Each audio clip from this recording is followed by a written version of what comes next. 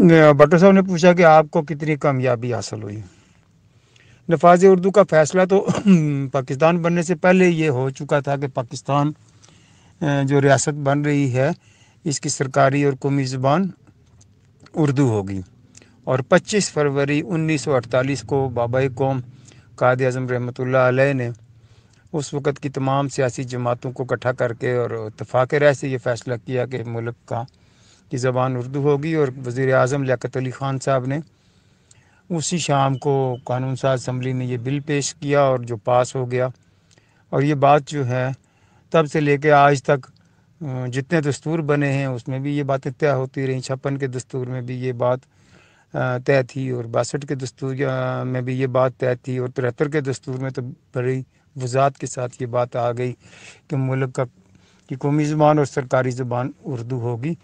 تو مسئلہ تو یہ ہے کہ جو حکمران ہیں وہ دستور کی بات کو نہیں مان رہے، وہ اپنی مرضی سے چل رہے ہیں۔ اردو کو پیچھے اس لیے کیا جا رہا ہے کہ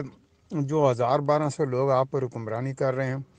ان کے پاس یہ تلوار ہے انگریزی کی، اس سے وہ حکومت کرتے ہیں، اپنی مرضی کے فیصلے کرتے ہیں، اپنی مرضی سے ملک چلاتے ہیں۔ اسی لیے آج ہم تعلیمی، سیاسی، اخلاقی اور معاشی طور پر ختم ہو چکے ہیں، بس وہ اپنی لوٹ مار میں لگے ہوئے ہیں۔ اگر اردو زبان آ جائے گی تو میرے اور آپ کے بچے بھی قومی ادارے میں آ جائیں گے، اور وہ نہیں چاہتے کہ ہمارے بچوں کے مقابلے میں غریب پاکستانی کا بچہ بھی مقابلے میں آ کے بیٹھے، امتحان دے اور قومی ادارے میں آ جائے۔ بٹو صاحب نے پوچھا کہ یہ سیاسی جماعتیں ووٹ لینے کے لیے اردو میں بات کرتی ہیں، یہ انگریزی میں کیوں نہیں تقریر کرتے؟ عمران خان انگریزی میں تقریر کریں نا، زرداری صاحب انگریزی میں کریں، مولوی فضل الرحمان صاحب انگریزی میں کریں،